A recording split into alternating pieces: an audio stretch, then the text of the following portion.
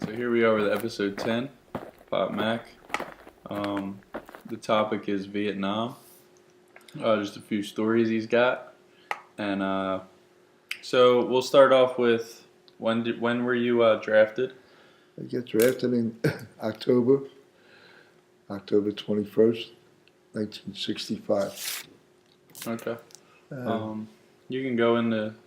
From there, we left 401 North Broad, got on a train and went to South Carolina. It was a troop train. It took us 26 hours to go from Wow. 30th Street Station in Philadelphia to Fort Jackson.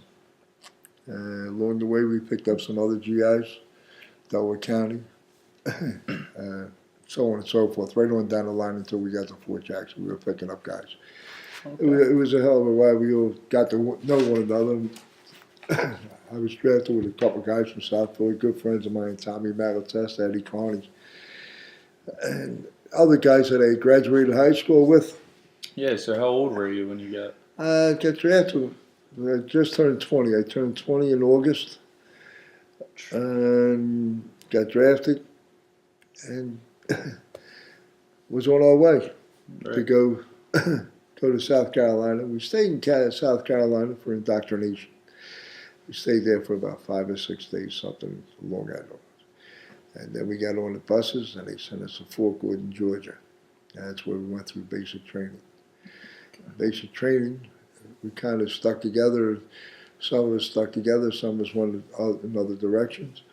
I was very fortunate. I had Eddie Carney with me, and I saw Tommy Malatesta. Paul Kraychuk was in another company, but he was down there, who was my best friend at the time, Paul Chipper Kraychuk. He also went to Vietnam, served in 9K in the 1st Cav Division. Anyway, it was basically what you would expect. Everything, they played it up pretty big. It got a little hairy here and there, but it was okay. I was very fortunate. I had a gentleman, Corporal McIntyre. Their relation, he was a terrific man. He was a black man from down south. And I'll tell you what, if it hadn't been for Mac, we would have, a few of us would have really had troubles. But he kept us straight. He was a good guy. And to this day, I remember him, and I always will remember him. Lord only knows what happened to him. Eddie Carney and I, we were in the same company, B Battery, B Company, Bravo Company. And we had some experiences. We went through all the training together. And on one night in particular, I remember we're going through the course where they shoot a 50 caliber machine gun over your head to let you know what how you're going to react under fire and stuff of that nature. And they're blowing up quarter-pound sticks of dynamite around you. And it's raining and it's muddy and it's nighttime. And you're cold, you're rainy, you're hungry, and all the bad things you want your mommy. Yeah. And one of the things I'll never forget was Eddie Carney and I would crawl along together under barbed wire. And I turned around and I said to Carney, I said, you know that Jimmy Brennan was also a real dear friend of mine. He didn't get drafted. I said, when I see him, I said, I'm going to make him do something obscene. Yeah, and Carney laughed so hard he got caught up in a barbed wire. But we had a good time that night. After all said and done, we got a lot of laughs. And we went about our business. We graduated. And when we graduated, we'd come out of the graduation hall. It was, December 30th. And we're marching along back to our barracks area. And who do I see but Stash Kazelskis. Stash is a member of the Satin Slipper Club. And I said, come on, Stash, we're going home. We're going to go be in the parade. The Mama's Parade. And he said, I'm not going, friend. I was devastated because Stash was a real good nigga shooter, a good friend of mine. I've known him since we were little kids. And I said, what are you going to do here? He said, I don't know. He said, but I'm not going back for a couple of days and then coming back. I said, all right, I'll see you when I get back. And that was the last I seen him for a year and a half, at least a year and a half. And next time I saw him, I'll tell you about it. It's a pretty good story. But anyway, we come back, we go on a parade, we went back to Fort Gordon. Everything's over. They give us our orders and they send us to Fort Sill, Oklahoma. It was in, again, it was in B Battery there. It was an artillery base. I mean, they taught us how to shoot. I was fortunate I became a truck driver. And we were working with towed guns then at that time, 105s, 105 millimeter cannons, howitzers. And we learned it, and we went through together. I got to be friendly with two guys, Nick Jeffers and Curtis Fitzgerald. They were from Chester and Woodland. And believe it or not, 2 years together. We spent almost the whole 2 years together. It was really something. To this day, we're still friends, still go to lunch, still call up one another, get a laugh here and there, and lie to one another about our experiences. But we always have a good time when we're together. I wish we could spend more time. I also met a guy named George Mafuka. George. And there was another guy named Thomas Johnson. Thomas was from Wisconsin. And this is, I haven't seen those guys since 1966. And believe it or not, within the last 2 months, both of them have called me. And we're going to get together in Chicago come springtime. Awesome. Tommy Johnson was a great big guy, red hair, and he was Scandinavian. We used to call him Shanahan because he looked so Irish. And he was from Wisconsin. We had a lot of fun. He was a great Green Bay Packers fan. He used to go to the games when he was home. He would go to the games all dressed up in all his Green Bay Packers stuff and sit outside the stadium because he couldn't get a ticket. When I talked to him 2 or 3 weeks ago, he is now part owner of the Green Bay Packers. He bought some stock, and how he got it, I don't know. We didn't get into the details. But George Mafuka, he was another guy I met in Fort Sill, and he was from Delaware County, good guy. And we used to get downtown Lawton, Oklahoma, and just do what GIs do and have a lot of fun. Quite a few laughs. And after graduating from AIT, which was the artillery school, it got shipped to the 3rd and 6th Artillery, where we learned to operate a 105 SP self-propelled weapon. And we learned that we were going to go into Vietnam. It was quite an experience. Being with the 3rd and 6th, you had some old timers. We had a supply sergeant named Kelly, Collins, I'm sorry, not Kelly, Collins, and he was a character. He was from the Korean War, and he held the Silver Star and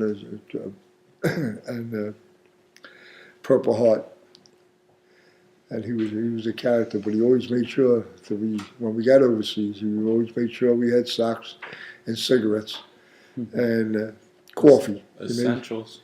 Yeah, he was quite a guy. I'll never forget him. That's for sure. He's just a character. And we used to, anyway, if we sang him Irish songs, he used to make sure we got beer. He was just the best. Just nice people. Surprisingly enough, he made really close friends in the service. And even though you haven't seen him for years, you're still friends. It was Bat Masterson.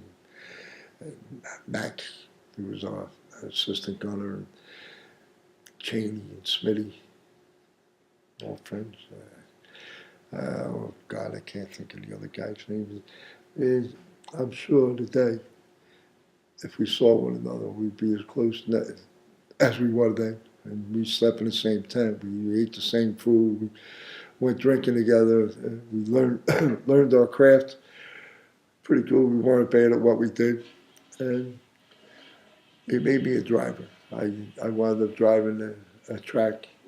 B-31 was the name of our number of our track. And we had Sergeant Garza was our section commander. He was a terrific man, a really good soldier. Bat Masterson was our gunner. He was a buck sergeant. Mac was a was a corporal, Nick Jeffers, and before he left, Cab Cabral was the driver. He was only with us. He was from Kalamazoo, Michigan. He was only with us for 2 months, and then he left, and I became the driver of our track. It was experiences. Everybody has experiences, but some you never forget. Some you want to forget. It's hard sometimes, but we had a guy named Richie Benning, really terrific guy. Richie's had a hard time, and I talked to him, I guess about 10 years ago, and he's really having a difficult time, but he was very funny when he was in the service with us. We went from Flaku base camp, where our base camp in Flaku. When we got out in the field, we stayed out there.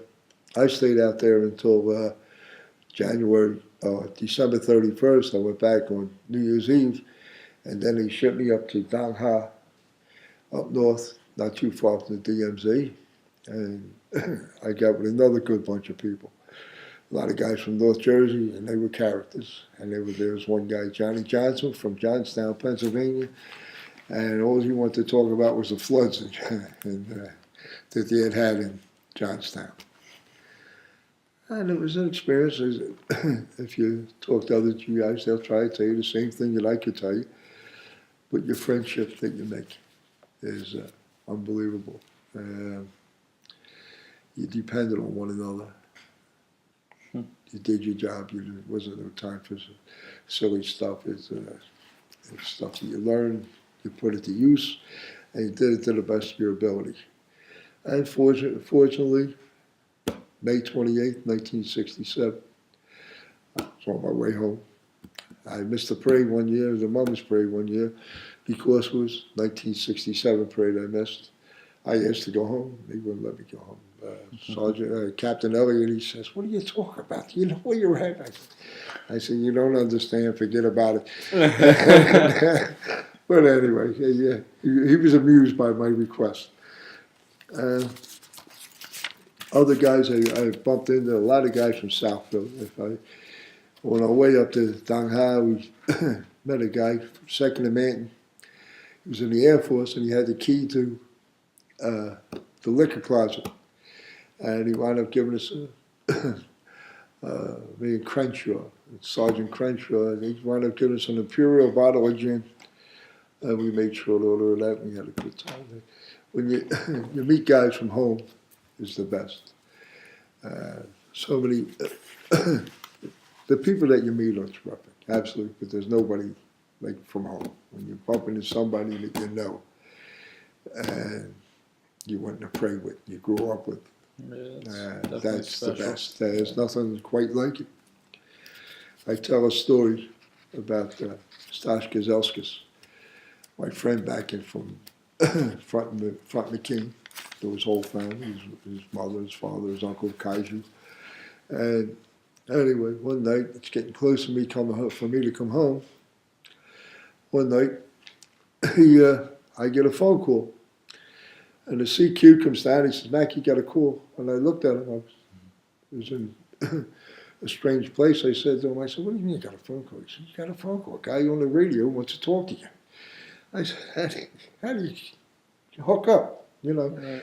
I don't know. He says, "Go down." Well, I get down. I put the headsets on. I get on there, and who was it? Stash Gazelskis, one of my dearest and best friends. And he says to me, "Frank," he says, "you're going home the 28th." I said, "Yeah, Stash." He said, "I'll be in the train. I'll meet you in the train." No, Quinyon. He said, "I'll meet you in Quinyon. When you get off your plane, I'll be there with a couple bottles of beer for us." Sure enough. May 28th comes, I get off the plane, there's Stash standing down the bottom of the steps with 2 bottles of beer. And then he says, "Come on, we're going to go get a drink," and we go over to the officers club. I said, "Listen to me, Stash." I said, "I want to get out of here." I said, "We go in there, we're going to get in the jam." He says, "Hey," and he says, "You know me, come on." And we go in, and there was all my officers that I had went over with back in May. And we were so glad to see one another. We all made it. And it's a wonderful thing when that happens. You Right. just feel good. Mhm. And Styles got a kick out of us hugging and kissing one another. And it was a good thing. It was a good day for him. And again, Styles decided not to go home. He went to San Francisco and he wound up working for the guy who played the fugitive. I can't remember his name at this time. He wound up being a radio operator on his boat Okay. for 2 years. Yeah, and finally, Styles came home, went back with Sack and Slipper and went to pray. But I made me happy. Anyway, it was an experience, and just one of those things. It's the Interesting stuff. places that you wind up in. You not only play Q on K, and Phuket, and play me, and play Jurang.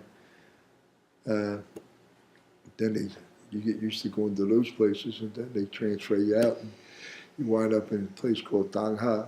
On the way to Dang Ha, you go through Da Nang, and then up to Dang Ha, and you wind up in places called Jolin and Camp Carroll, the Rock Pile.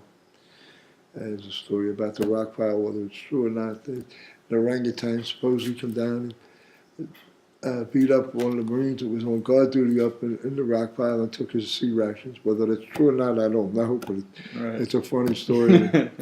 Everybody knew about it. And went up to Quezon. I called 37 hours at Quezon. The Marines up there. You talk about heroes. They're the guys who were heroes. 37. I spent 37 hours there. I couldn't get out of there fast enough. Guys lived up there. They lived up there their daily lives. Special. They were so special, those guys. That's for sure. Mm-hmm. And then we come home. And all of us who were up there together, we all come home together. Crenshaw was really nuts. He was a sergeant, and I'd say from down south, and he was just so happy. He danced all the way across the runway, the ramp area, getting on that airplane, and he was just a happy, happy man, as we all were. And we got on Northwest Airline, and they took us from there to Okinawa to Fort Lewis, Washington, where they give us steak and eggs. And it was really nice. It was a nice thing. Next thing you know, we're coming home. I go home, I get off the plane in Philadelphia. I guess it was around 9 or 10 o'clock at night. And nobody was there. The airport was empty. And I'm walking through, I get my bag, and I meet a gentleman named Joe Moody, who to this day is one of the best of all time, him and his wife Mary. He said, I go up to the counter, my brother Billy, who worked for American Airlines at the time. I said, by any chance is Billy McIntyre around? And he said, no, he's off. He said, but by any chance are you his brother? And I said, yeah, Billy's brother. Well, the guy jumps across the ticket counter, and he grabs me and gives me a big kiss. You got to understand, I don't know who this guy is. He said, you don't know how glad I am that you're home. He said, thank God you're home. Joe, turned out he was a Marine. And he understood about what coming home was all about. Right. And just good people. Thank God I still have him as a best friend. I consider him the best of the best. That's about it. We come home. I took a cab home from the airport, went in to the Schuylkill area. My wife, Marie, and baby Franny, living with my in-laws, Marge and Danny Mooney, and the sisters, Marie's sisters. And when I walked in the house, they were surprised to see me. They didn't know. They knew I was about to come home, but they weren't sure when I got home. When I got home, they made a fuss like it was nobody's business. It was a beautiful thing. Just to see nice. Franny, and Marie was something special, and all her sisters were there. Who now I wouldn't trade them for anybody. I wouldn't. They're just the most wonderful people. And they put up with our nonsense. They're being from Schuylkill, 26 and South area, out that way. They didn't know much about the parade. They learned a lot about it. They love it. They love the shooting stars. Marie and my mother got to be good friends most of the time. Most of the time, my father, everybody loved my father. After we got done at Marie's house, we got a ride, and they took me up to Mayfair to see my mom and dad. And that was something special to me. My mother, she was a a very happy woman, needless to say. My father, I think my father just sat in a chair and he had tears coming down his face, and I was really welcome home the best way possible. That's for sure. And I'm lucky to this day. Look, I'm sitting here with my grandson, my granddaughter, one of my grandsons, my granddaughter, and I'm just a happy man. I said, I'm blessed. Everything happened for a reason, and I have grandkids. Now I got a great grandson, Thomas. I don't know what I ever did, but I know I'm blessed. I know I'm blessed, that's for sure, because these kids are the best. Thanks a lot for this, Pop. This was cool. It's God's honest truth. Avoiding the truth, I tell you different. You know that. I'm so proud of you all. Alice, the model, and now she's trained to become a special ed teacher, taking care of kids, special educated kids. It's the greatest thing, the greatest. And Taylor Marie, who's our special child, who wasn't supposed to survive past 3 or 4 years old. She's 22 this day. He calls me a jackass every time she sees me. Pop, you're a jackass. That's the reason she's my favorite. Yeah, thanks. She says Thanks, what we're that's how I was talking about. They all think I'm a jackass. But they know I love them, that's for sure. They know that. I'm just kidding. Yeah. Gary and Zach Wilkes, they're doing good. They're in college now, and we don't see as much of them as we like. Gary has a son, Thomas, and he's my great-grandson, and I hope to take him in the parade someday and get him to be a little nuts like the rest of them about it. And my daughter Lori, she's done marvelous work as a nurse.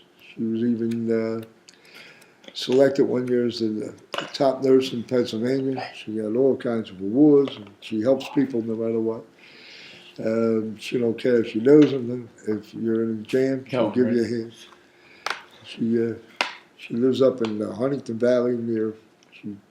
She's the director of nursing at a nursing home for older people, and I had the pleasure of walking in one day with her after a snowstorm. I took her over to work, and when she walked in, the people just ran to her, and we're so glad to see it was a very bad storm, and the electricity was out, and she took charge right away, and she did what she had to do, and everybody was happy to see her.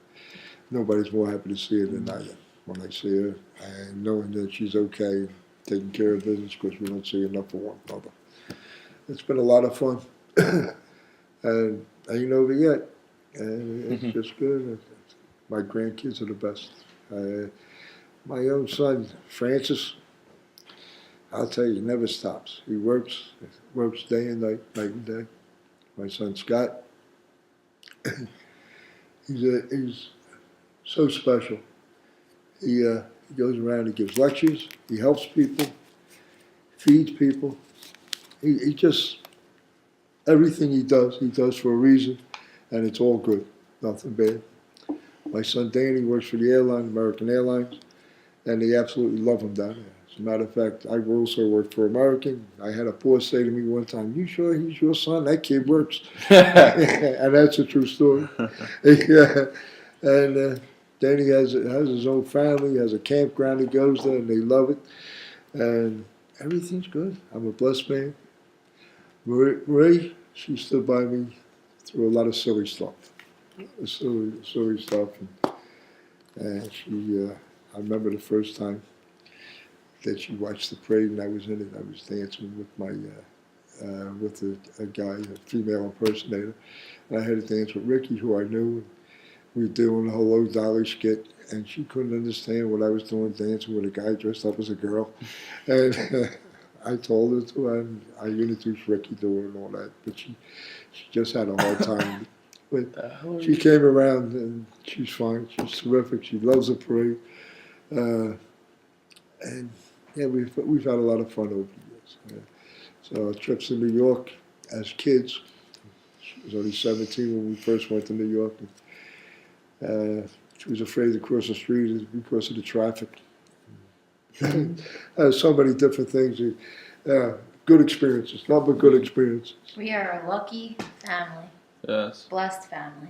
Blessed Blessed. up. I'm blessed, and that's the truth. Yeah. Thank you very much. Happy New Year, 2017. Watch New the Year, stars. baby. Go Sats.